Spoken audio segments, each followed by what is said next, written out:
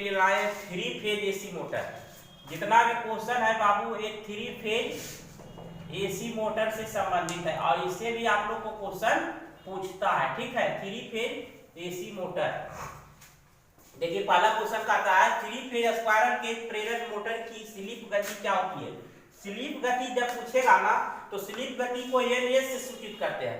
NS बराबर होता है एनएस माइनस एनआर। एनएस क्या होता है, स्लिप स्पीड और माइनस रोटर स्पीड, मोटर का रोटर स्पीड होता है। लेकिन स्लिप प्रतिशत जब पूछ देगा ना तो ध्यान रखिएगा, देखिए यहाँ पे स्लिप प्रतिशत हम समझा देते हैं।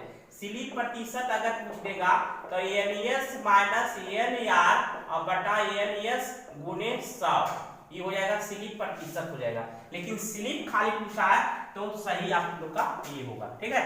अगला क्वेश्चन का आता है एसी 3 फेज प्रेरण मोटर या इंडक्शन मोटर कहते हैं।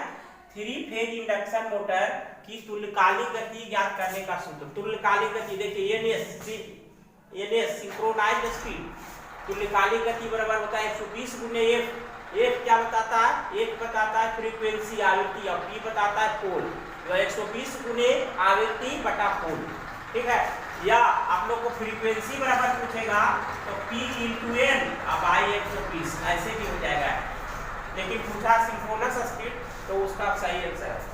अगला है सिंगल वाइंडिंग में, मतलब सिंगल वाइंडिंग में डबल वाइंडिंग होता है। तो सिंगल वाइंडिंग में या आप लोग जानते होंगे, बताए होंगे कि ट्रांसफार्मर में जनरली 2 वाइंडिंग होता है, लेकिन ये सिंगल वाइंडिंग में किस प्रकार के ट्रांसफार्मर पर होता है, मतलब किस प्रकार के ट्रांसफार्मर में सिंगल वाइंडिंग प्रयोग होता है। कहने का मतलब ये है कि सभी प्रकार के ट्रांसफार्मर में तो डबल वाइंडिंग होता है, जिसको हम लोग कहते हैं प्राइमरी वाइंडिंग और सेकेंडरी वाइंडिंग। ये प्राइमरी है तो ये क्या है, सेकेंडरी है।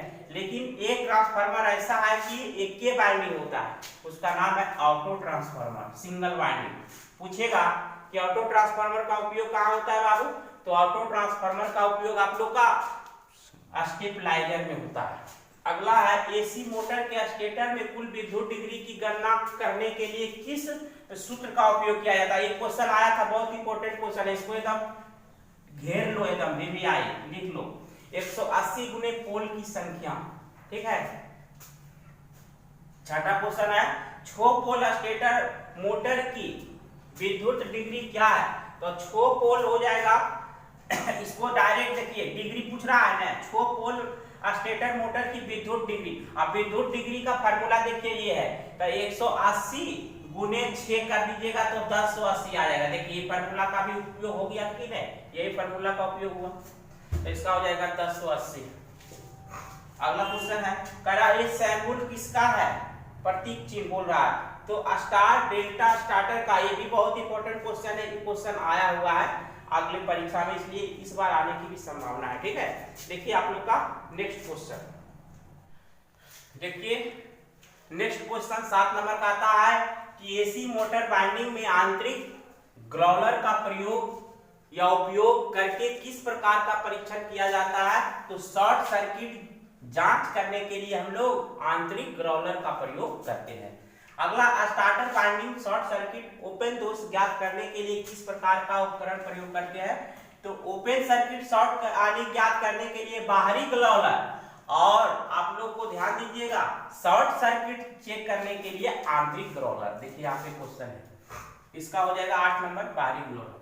अगला है 9 नंबर परिवर्तित गति पर उच्च प्रारंभिक बलाघूर्ण प्रदान करने के लिए, प्रारंभिक गति स्टार्टिंग टॉर्क पर उच्च गति प्रदान करने के लिए किस प्रकार की मोटर आवश्यकता होती है, तो 3 फेज स्लिप रिंग प्रेरण मोटर जो होता है शुरुआती में ही उच्च गति इसका होता है, उच्च स्पीड होता है, स्टार्टिंग टॉर्क अधिक होता है। स्लिप रिंग जो इंडक्शन मोटर है आप लोग को बताया 3 फेज मोटर भी कई प्रकार के होता है, ठीक है, जिसमें स्लिप रिंग इंडक्शन मोटर, जिसमें आप लोग का synchronous motor, commutator motor, spiral cage induction motor, ये प्रकार का होता है। लेकिन इसमें जो होता है परिवर्तित गति पर गति घटते बढ़ते भी रहे या चेंज हो गए और प्रारंभिक बलाघूर्ण प्रदान करने के लिए किस प्रकार का मोटर प्रयोग करेंगे, तो slip ring induction motor 3 phase का।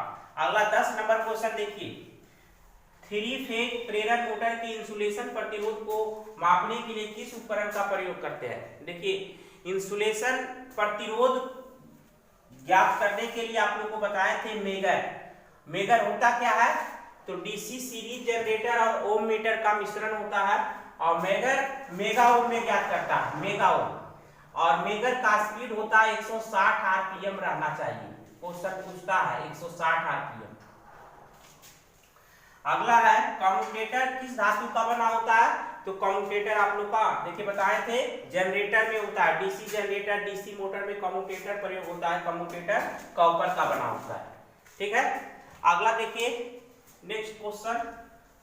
देखिए नेक्स्ट क्वेश्चन आप लोग का 12 नंबर क्या कहता है? स्वचालित start delta, automatic start delta. Starter में टाइमर का क्या कार्य है? टाइमर का कार्य बाबू स्टार कनेक्शन से डेल्टा कनेक्शन में बदले। देखिए इंपॉर्टेंट क्वेश्चन है, आप लोग को पूछेगा ऑटो चालित स्टार डेल्टा स्टार्टर में टाइमर का क्या काम है? तो स्टार कनेक्शन से डेल्टा कनेक्शन में क्या होता है? चेंज करता है। क्योंकि मोटर स्टार कनेक्शन में चालू होता है और डेल्टा कनेक्शन में बदलने के लिए मोटर लोड लेता है। ठीक है, अगला है किस प्रकार के बाइंडिंग तार को समरसेबल पंप मोटर को बाइंडिंग करने के लिए उपयोग किया जाता है? कह रहा है समरसेबल मोटर में जो बाइंडिंग होता है ना तार, वो तार किस प्रकार का होता है? मोटा मोटी समझ लीजिए कि समरसेबल मोटर में जो उसका बाइंडिंग होता है मोटर का, किस प्रकार के तार होता है? तो पीवीसी कवर रहता है उस तार के ऊपर चढ़ा हुआ, उजला उजला देखे होंगे आप लोग, प्लास्टिक का। अगला है 14 नंबर क्वेश्चन, एसी मोटर में लंबी कार्ड बाइंडिंग ना करने का क्या कारण है? लंबी कार्ड बाइंडिंग मतलब लंबा लंबा टर्न, तो इसमें अधिक बाइंडिंग तार की आवश्यकता हो जाएगा। अधिक लंबा करेंगे तो क्या हो जाएगा? तार की आवश्यकता ज्यादा हो जाएगा और देखने में भी ठीक नहीं लगेगा और जलने की भी संभावना बढ़ा हुआ रहेगा।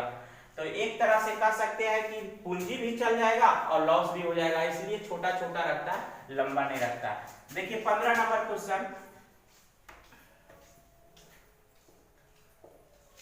कहता है किस प्रकार की मोटर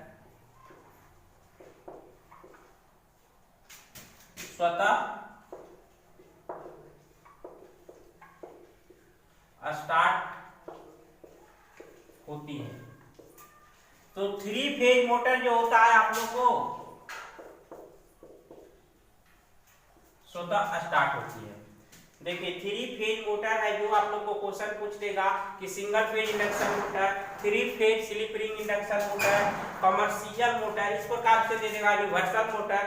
तो आप लोग को ध्यान रखिएगा थ्री फेज इंडक्शन मोटर या प्रेरण मोटर दे देगा ना, प्रेरण मोटर, इसको लिख लीजिएगा थ्री फेज प्रेरण मोटर, ये जो होता है सेल्फ स्टार्ट होता है, थ्री फेज प्रेरण मोटर।